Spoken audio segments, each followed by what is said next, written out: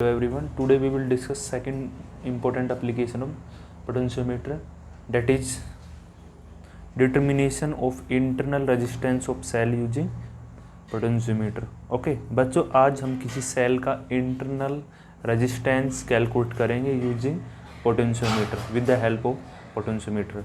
First of all we draw circuit diagram.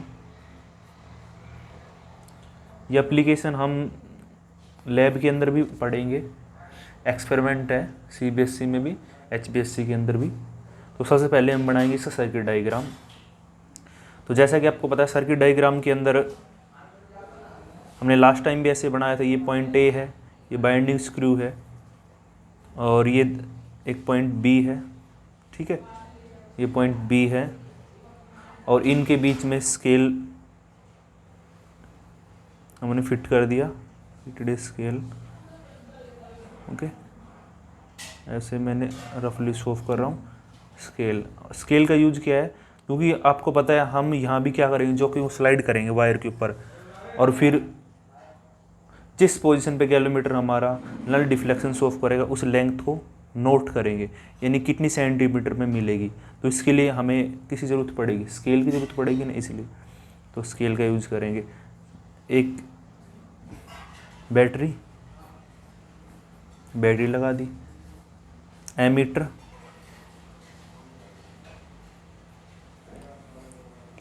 आगे rheostat, ये हमने लगा दिया रियोस्टेट बच्चों. ठीक है,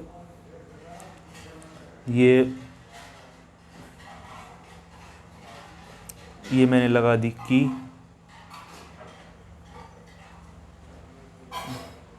ये की है.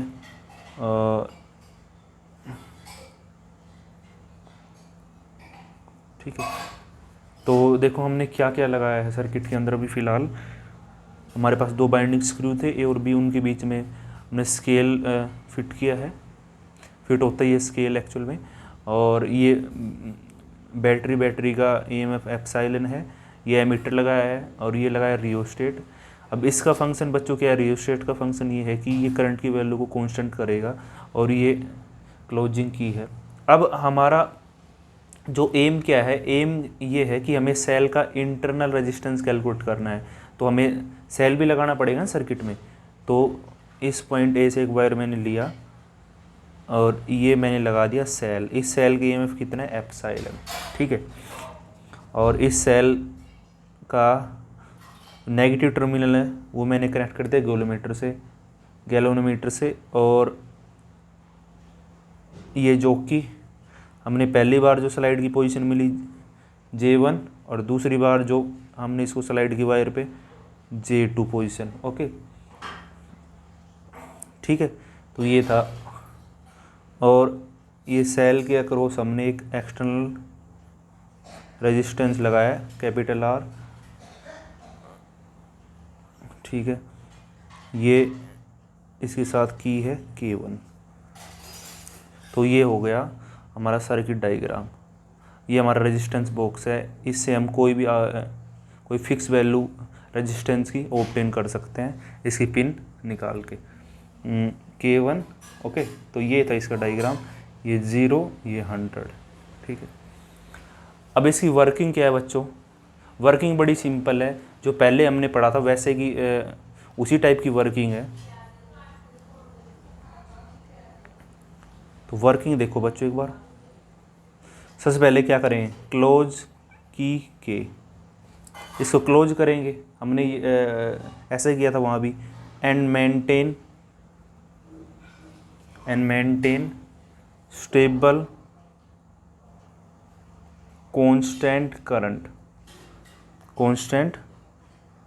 Current in potentiometer wire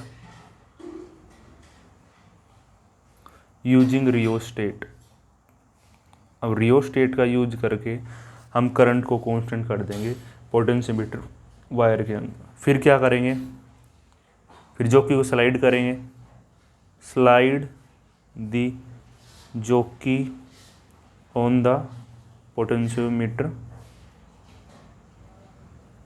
wire and find the position of null deflection, यानी वो पॉइंट हमें फाइंड आउट करना है जहाँ पे हमें कोई डिफ्लेक्शन शो ऑफ नहीं करेगा, पोजीशन ऑफ नल डिफ्लेक्शन। और हम क्या बोल सकते हैं, balance point on the wire. ठीक है, तो वायर के ऊपर हमें बैलेंस पॉइंट फाइंड आउट करना है। फिर हम क्या करेंगे, नोट द लेंथ। चलो हमें जो लेंथ मिली स्टार्टिंग वो मिली AJ1, उसको नाम दे दिया L1, हमने क्या नाम दे दिया L1, इसका नाम L1 रख दिया से। ठीक है, यानी हमने जो कि वायर पे स्लाइड किया तो हमें पहले ये पोजीशन मिली और ये लेंथ इतनी है। ठीक है, तो ये हमें मिल गई, हमने स्केल की सहायता से इसको मेजर कर लिया। अभी हमने देखो जो ये एक्सटर्नल हमने लगा रखा रेजिस्टेंस, इसकी कोई बात नहीं की है, या ठीक है, इसकी कोई बात हमने अभी नहीं की है। अभी हम इतनी इतनी पोर्शन की बात कर रहे हैं, सिर्फ इतने इतने पोर्शन की। ठीक है, अभी सेल की। तो फिर अगर मान लो इस पोजीशन पे गैलोमीटर हमारा कोई डिफ्लेक्शन नहीं दिखा रहा, तो इसका मतलब क्या हुआ बच्चों, इसका मतलब ये हुआ ये सेल का जो पॉजिटिव टर्मिनल है और पॉइंट ए, इन दोनों का पोटेंशियल इक्वल है, और सेल का नेगेटिव टर्मिनल और J1 पॉइंट का पोटेंशियल इक्वल है, यानी इस आर्म के अक्रॉस A एप्सिलॉन J1 के अक्रॉस कोई करंट फ्लो नहीं हो रहा। तो अकॉर्डिंग टू पोटेंशियोमीटर प्रिंसिपल क्या कहता है,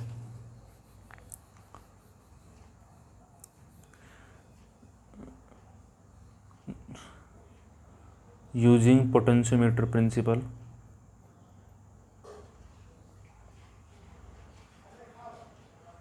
हमें ये कहते हैं ना पोटेंशियोमीटर की, fall of potential across any portion of wire it directly proportional to length of that portion. तो फॉल ऑफ पोटेंशियल किसके बराबर होगा, जितना सेल का EMF होगा उसके बराबर, और डायरेक्टली प्रोपोर्शनल टू L1। ये लेंथ हमें AJ1 क्या मिली है, L1 मिली है, तो इसको मैं ऐसे लिखूंगा, तो एप्सिलॉन KL1 आ गया, इक्वेशन नंबर फर्स्ट। ओके, ये हमारी इक्वेशन नंबर फर्स्ट आ गई बच्चों। ठीक है, इक्वेशन नंबर फर्स्ट। अब हम क्या करेंगे, अब हम जो हमने ये लिया था रेजिस्टेंस बॉक्स, ये लिया था ना, तो यहाँ से क्या करेंगे, take out stable resistance R from the resistance box in the cell circuit and close key. अब हम क्या करेंगे, यहाँ से एक स्टेबल रेजिस्टेंस की वैल्यू एडजस्ट कर लेंगे और इसको क्लोज कर देंगे की को। इस की का क्या नाम है, K1। क्या नाम है इसका बच्चों, मैं यहाँ लिख देता हूँ, K1 नाम है इसका। ठीक है, इसका क्लोज कर देंगे। तो ये बात मैं लिख देता हूँ यहाँ,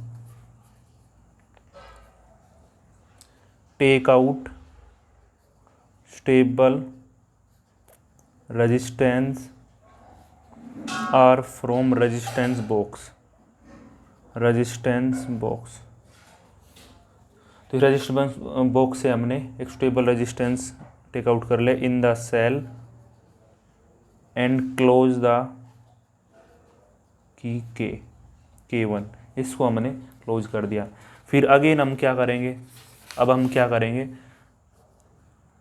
देखो हमने यहाँ से तो रेजिस्टेंस को एडजस्ट कर दिया बच्चों। ठीक है, इसको क्लोज कर दिया।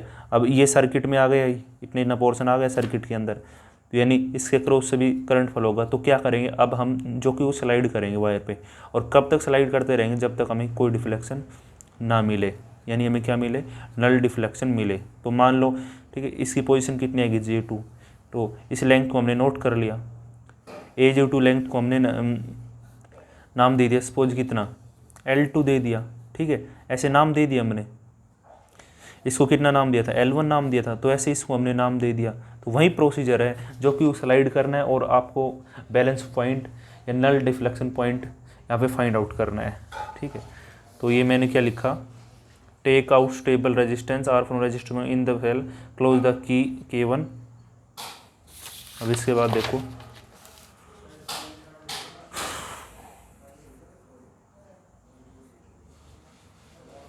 Find the position of null deflection, find the position of null deflection on the potentiometer wire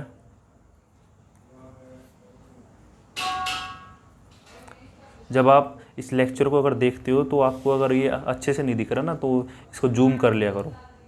जब भी आप वीडियो ओपन करते हो नीचे एक इस टाइप का वो होता है बॉक्स सा, तो इसको प्रेस करोगे तो आपको कंप्लीट दिखेगा, और फ़ोन को थोड़ा टेढ़ा कर लिया करो, ठीक है। Find the position of null deflection on the potentiometer wire, let this position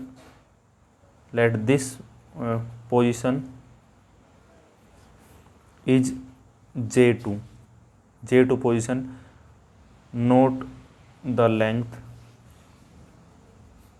AJ2, और इसको नाम दे दिया L2। इसको क्या नाम दे दिया बच्चों हमने? L2 नाम दे दिया, ठीक है। अब आपको पता है कि as current is being drawn from the cell, its terminal potent difference V and note EMF is balance across AJ2। यानी कि अब सेल के अक्रॉस से करंट फ्लो हो रहा है, तो यहाँ पे हम हमें ना EMF का कंसेप्ट अब नहीं ले सकते, क्योंकि यहाँ पे अब ये भी आ गए ना, ये आ गया रेजिस्टेंस। तो यहाँ पे हम लेंगे टर्मिनल पोटेंशियल डिफरेंस का कंसेप्ट लेंगे। इसका मतलब क्या है? Potential difference between two terminal of cell is equal to potential difference across the length L2 of the potentiometer wire.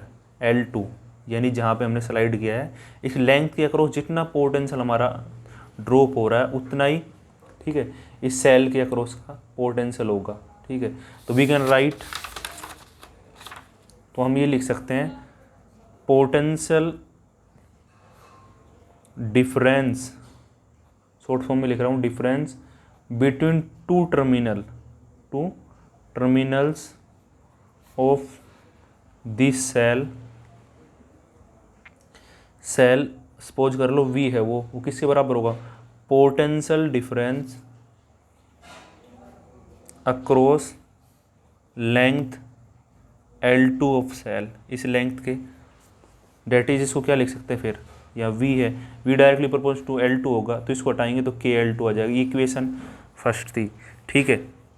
देखो ये इक्वेशन हमारी ये फर्स्ट इक्वेशन है, ये आई थी ना, और ये इक्वेशन सेकंड है। इन दोनों को डिवाइड कर देंगे, dividing equation first by second, तो इन दोनों को डिवाइड करेंगे तो देखो ये थी फर्स्ट, तो E/V L1/L2 आ जाएगा। Very important formula E L1L2। अब आपको पता है, अब हमें तो कैलकुलेट करना है इंटरनल रेजिस्टेंस ऑफ सेल का। हमने इस यूनिट के अंदर इंटरनल रेजिस्टेंस का फॉर्मूला ड्राइव कर रखा है, एज वी नो डैट, आप लोगों को पता है internal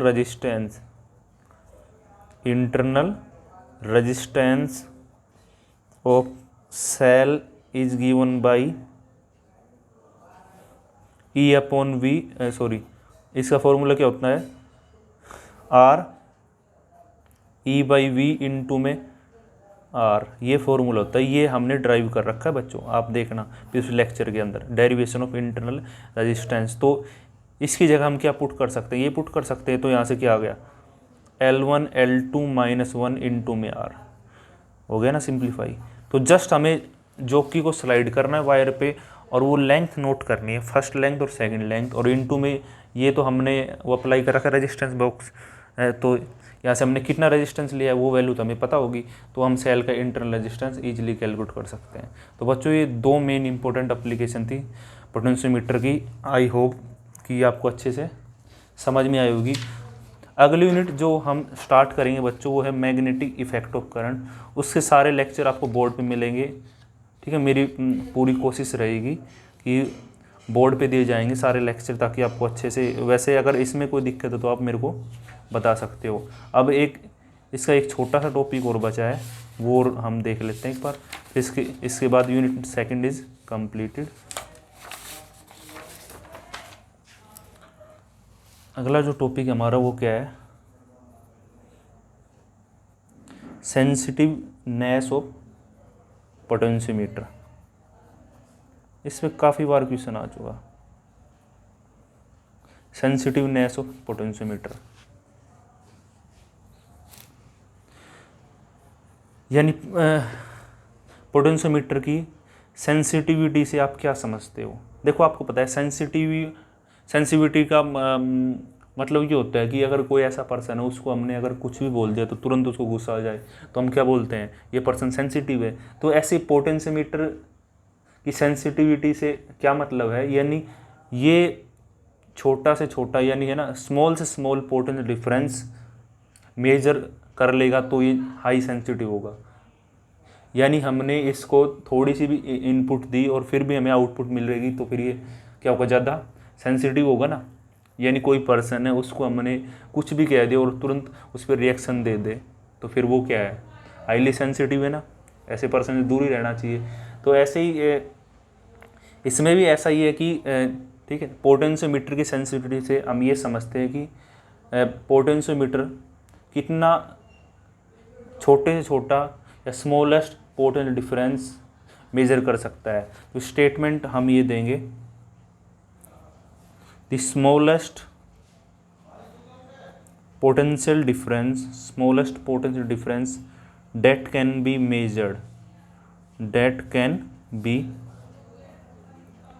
measured with the help of potentiometer. ठीक है, यानी सेंसिटिव से मतलब है कि वो कितना छोटे छोटा पोटेंशियल डिफरेंस की वैल्यू को मेजर कर सकता है, कितनी कम से कम वैल्यू को वो मेजर कर सकता है। जितनी कम से कम वैल्यू को मेजर करेगा वो उतना ही हाई सेंसिटिव होगा। ओके, अब हम चाहते हैं कि पोटेंशियोमीटर की सेंसिटिविटी इंक्रीज हो, क्योंकि हम ये चाहते हैं कि वो अगर थोड़े से भी पोटेंशियल को मेजर करना हो, कम से कम वैल्यू को मेजर करना हो, वो भी वो ईजिली मेजर कर ले। हम तो यही चाहते हैं। तो अब इसको हम कैसे इंक्रीज करेंगे, तो हम लिखेंगे sensitiveness of potentiometer can be increase by decreasing it's potential gradient. अगर हमें पोटेंशियोमीटर की सेंसिटिविटी को इंक्रीज करना है तो हमें किसको डिक्रीज करना पड़ेगा बच्चों, पोटेंशियल ग्रेडियंट। मैंने बताया था ना, के क्या, V/L, ध्यान होगा ना, के क्या था, V/L, जब मैंने आपको प्रिंसिपल पढ़ाया था ये था। तो हमें इस के की वैल्यू को डिक्रीज करना है, यानी के क्या है, V/L। तो के की वैल्यू को हमें क्या करना है, डिक्रीज करना है। तो आपके सामने दो तरीके हैं, two methods for decreasing value of के की वैल्यू को हम दो मेथड से डिक्रीज कर सकते हैं, या फिर हम ये लिख सकते हैं, two method by which we can decrease value of K क्या है, पोटेंशियल ग्रेडियंट। देखो, एक तो आपके सामने फॉर्मूला के इक्वल टू V/L। अगर हम लेंथ को इंक्रीज कर दें, यानी जो पोटेंशियोमीटर का वायर जो हम यूज कर रहे हैं मैग्नीन का, उसकी लेंथ को इंक्रीज कर दे तो के की वैल्यू डिक्रीज होगी, क्योंकि यहाँ आपको साफ दिख रहा है, इनवर्सली प्रोपोर्शनल है। तो फर्स्ट पॉइंट क्या हो गया, by increasing length of potentiometer wire. ये काफ़ी बार आ चुका है, आप प्रीवियस ईयर के सैम्पल पेपर या प्रीवियस ईयर पेपर में देखोगे ना तो आपको दिख जाएगा ये, by increasing length of potentiometer wire. काफ़ी इंपॉर्टेंट क्वेश्चन बनता है, ठीक है, पोटेंशियोमीटर वायर। दूसरा, चलो एक तो कर दिया,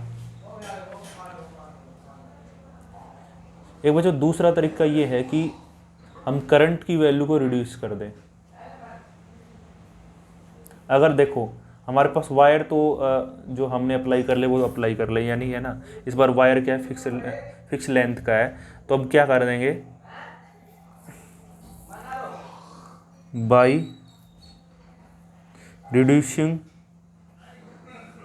the current in the potentiometer wire,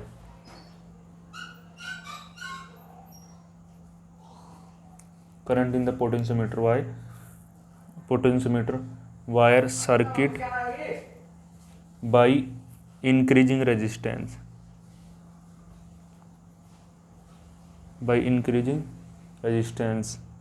with the help of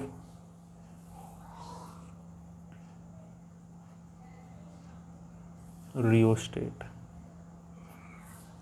यानी आपको क्या करना है, करंट की वैल्यू को आपको क्या करना है, कांस्टेंट करना है, और बाय इंक्रीजिंग द रेजिस्टेंस, यानी करंट की वैल्यू क्या कर दे, रिड्यूस कर दे। अब आप बोल दो कि सर ये कैसे, ये तो समझ में नहीं आया। देखो जरा एक बार, मैंने आपको ये पढ़ाया था प्रिंसिपल, आपको ध्यान हो तो, अगर अच्छे से अगर ध्यान हो तो आपको मैंने एक प्रिंसिपल पढ़ाया था।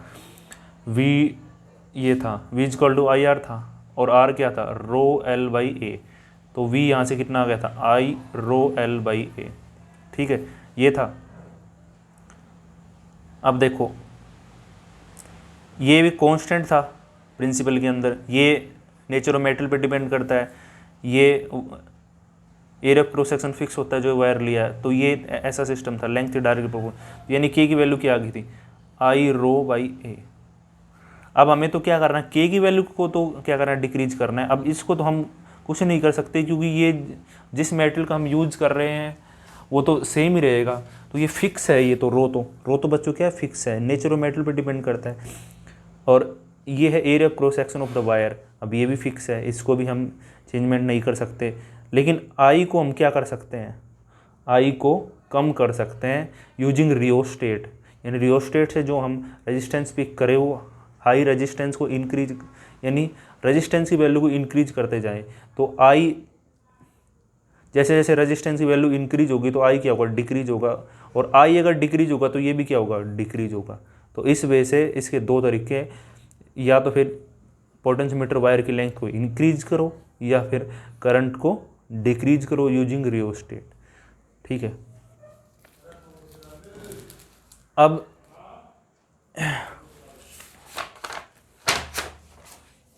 एक चीज और बता देता हूं आपको मैं,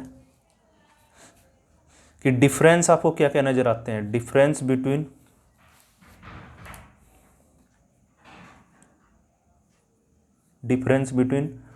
पोटेंशियोमीटर एंड वोल्टमीटर। आपको पहले ही बताया था कि पोटेंशियोमीटर भी जो मेजर करता है किसको, वोल्टेज को या पोटेंशियल डिफरेंस को, और वोल्टमीटर किसको मेजर करता है, पोटेंशियल डिफरेंस को। तो इनके दोनों के अंदर क्या डिफरेंस है, first one is accurate reading, ये हमें क्या देता है, एक्यूरेट रीडिंग, बताया था ना मैंने, बिल्कुल एक्यूरेट, क्योंकि ये काम करता है नल डिफ्लेक्शन पे, तो बिल्कुल सही। और ये क्या देगा, अप्रोक्सीमेट रीडिंग, ये देगा अप्रोक्सीमेट रीडिंग। ओके, ठीक है। सेकंड, ये काम करता है नल डिफ्लेक्शन पे, ये जो काम करता है नल डिफ्लेक्शन मेथड पे, और ये काम करता है डिफ्लेक्शन पे बच्चों, इसमें डिफ्लेक्शन, यानी हम लिख सकते हैं it works on null deflection method, और ये किस पे काम करेगा, डिफ्लेक्शन मेथड। एक इट्स सेंसिटिविटी इज हाई, ये छोटे छोटे पोटेंस कम से कम पोटेंशियल डिफरेंस को मेजर कर सकता है, और ये इट्स सेंसिटिविटी इज लो। ठीक है, null deflection, it can be used for various purpose. देखो पोटेंशियोमीटर का हम यूज कर सकते हैं वेरियस पर्पज। देखो दो एप्लीकेशन तो हमने पढ़ ली, सेल का ईएमएफ कंपेयर करने में यूज कर लिया, और किस में यूज कर लिया बच्चों, सेल का इंटरनल रेजिस्टेंस कैलकुलेट करने में। लेकिन इसका तो हम यूज कर सकते हैं सिर्फ पोटेंशियल डिफरेंस को मेजर करने के लिए, to measure EMF and potential difference. ठीक है, एक और लिख लो, while measuring EMF, the resistance of potentiometer becomes infinite, और ये while measuring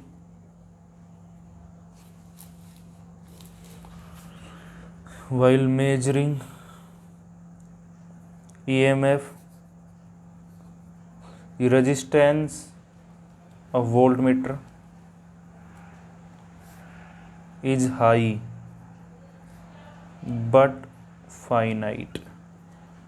देखो इसमें जब हम सेल का ईएमएफ मेजर करते हैं तो इसमें रेजिस्टेंस क्या होता है पोटेंशियोमीटर का, इनफाइनाइट, और इसका हाई। अब ये कैसे हो गया बच्चों, देखो इनफाइनाइट रेजिस्टेंस आपको थोड़ा अजीब नहीं लग रहा कि इनफाइनाइट रेजिस्टेंस कैसे हो गया जब हम इसको मेजर करते हैं। तो देखो आपको पता है V = IR, V = IR, ठीक है। अब करंट तो फ्लो होता ही नहीं यहाँ पे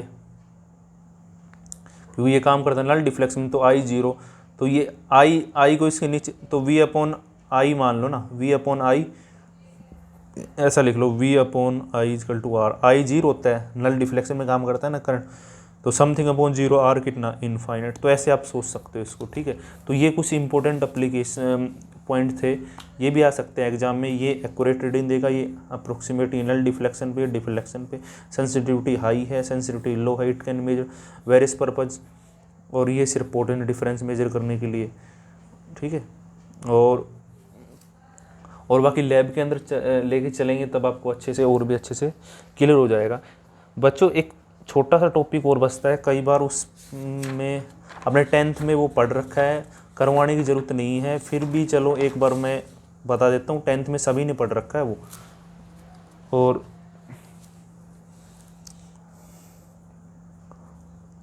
जूल्स लॉ ऑफ हीटिंग।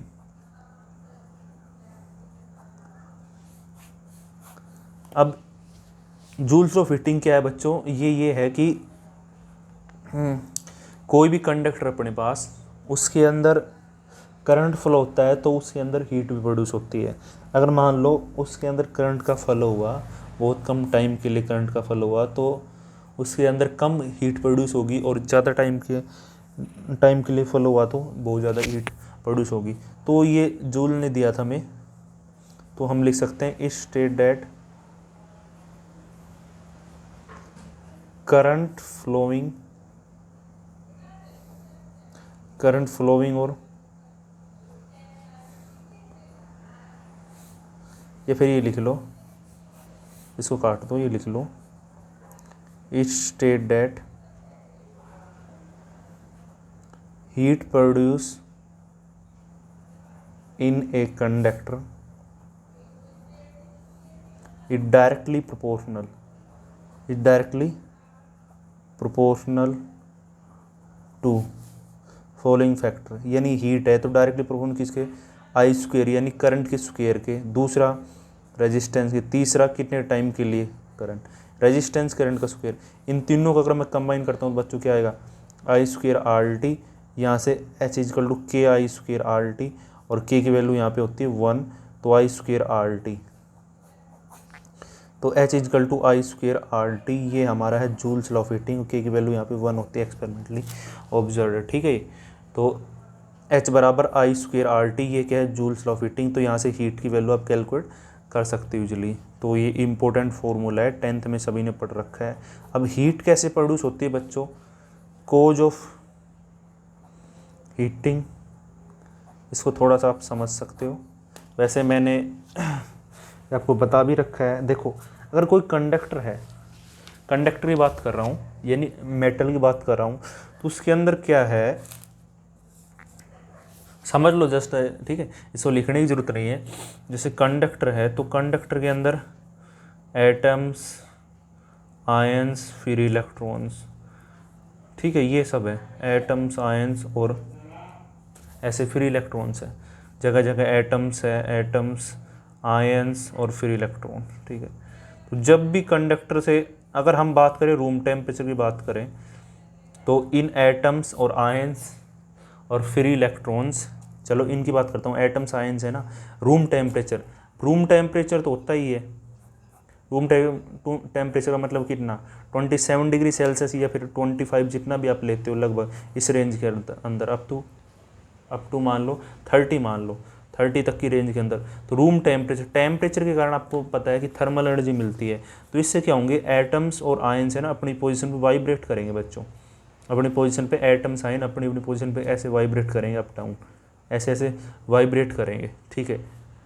और साथ फ्री इलेक्ट्रॉन भी, अब ये इलेक्ट्रॉन तो फ्री है तो ये मूव करते रहते हैं रैंडमली, कभी इस साइड, तो ये इनसे कोलाइड करेंगे। लेकिन रूम टेम्परेचर की बात करेंगे तो इन एटम्स और आयंस के वाइब्रेशन का एम्पलीट्यूड स्मॉल है, यानी स्मॉल वाइब्रेट करेंगे, कम एम्पलीट्यूड के साथ वाइब्रेट करेंगे, ठीक है। लेकिन जैसे ही मैंने इसको बैटरी से कनेक्ट कर दिया, यानी मैंने इसको पोटेंशियल डिफरेंस अप्लाई कर दिया, तो यहाँ पे इलेक्ट्रिक फील्ड सेटअप हो जाएगा, और इलेक्ट्रिक फील्ड जहाँ पे सेटअप हो जाएगा वहाँ पे फोर्स लगेगी इन चार्ज पार्टिकल, आपको पता है बराबर क्यू ही, क्यू तो है ही, क्यू क्या है, चार्ज पार्टिकल इलेक्ट्रॉन है जो फ्री है, पोटेंशियल डिफरेंस लगा दिया, v इक्वल टू आपको पता है ई क्या होता है, v बाई एल पता है ना, तो ई का v बाई एल, तो v हमने अप्लाई कर दिया, length conductor, electric field setup हो गया, इलेक्ट्रिक फील्ड हो गया, चार्ज हो गया, तो फोर्स लगेगी, तो फोर्स लगेगी तो इन चार्ज पार्टिकल का मूवमेंट होगा, इन इलेक्ट्रॉन्स का क्या होगा, मूवमेंट होगा बच्चों। और इनका मूवमेंट्स होगा, इनका मूवमेंट होगा इस साइड जाएंगे, कभी ये जाएंगे पॉजिटिव की तरफ। साथ ही क्या ये एटम्स और आयंस है ना अपनी पोजीशन पे, देखो इनकी पहले थर्मल स्पीड तो थी, फ्री इलेक्ट्रॉन की थर्मल स्पीड थी, फ्री इलेक्ट्रॉन्स की पहले थर्मल स्पीड थी, रूम टेम्परेचर थर्मल स्पीड, और ये आयंस भी वाइब्रेट कर रहे थे। तो अब क्या करेंगे, इलेक्ट्रिक फील्ड सेटअप हो गया, तो ये एटम्स और आयंस ज़्यादा एम्पलीट्यूड के साथ क्या करें, वाइब्रेट करेंगे, यानी कंप्लीट लैटिस ये ना ज़्यादा एम्पलीट्यूड के साथ वाइब्रेट करेंगे, और यानी इनको थर्मल एनर्जी के साथ और एनर्जी मिल गई ना इस बैटरी के कारण जो मिली, तो इसका एम्पलीट्यूड का वाइब्रेशन ज़्यादा हो जाएगा, तो ये फ्री इलेक्ट्रॉन्स इससे बार बार कोलाइड करेंगे, यानी फ्रीक्वेंसी इंक्रीज हो जाएगी कोलिजन की, frequency of collision of free electron with atom science increase, atom science increase हो जाएगी, तो इंक्रीज हो बार बार कोलिजन होंगे, और जब भी कोलिजन होता है तो आपको पता है क्या प्रोड्यूस होगी, हीट प्रोड्यूस होगी, तो ये कोज है हीटिंग का। यानी आप ये बोल सकते हो frequent collision of free electrons with atoms ions is the cause of resistance and also heating, okay. और इनके वाइब्रेशन ज़्यादा हो जाएंगे, थर्मल वाइब्रेशन, तो हमारा लैटिस ही कंप्लीट ज़्यादा वाइब्रेशन के साथ एम्पलीट्यूड करेगा, तो बार बार इनके कोलिजन होंगे, और कोलिजन होंगे तो हीट प्रोड्यूस होगी, सिंपल सी बात है। इसको आपको नोट नहीं करना है, जस्ट आपको समझना है, ये मैंने पहले भी काफ़ी बार एक्सप्लेन कर चुका हूँ ना, ये एग्जाम में आने वाला कि कोज ऑफ हीटिंग क्या है, ठीक है। तो जस्ट आपको समझना है ये चीज़, मैंने फिर भी इसको एक बार अच्छे से रिपीट कर दिया।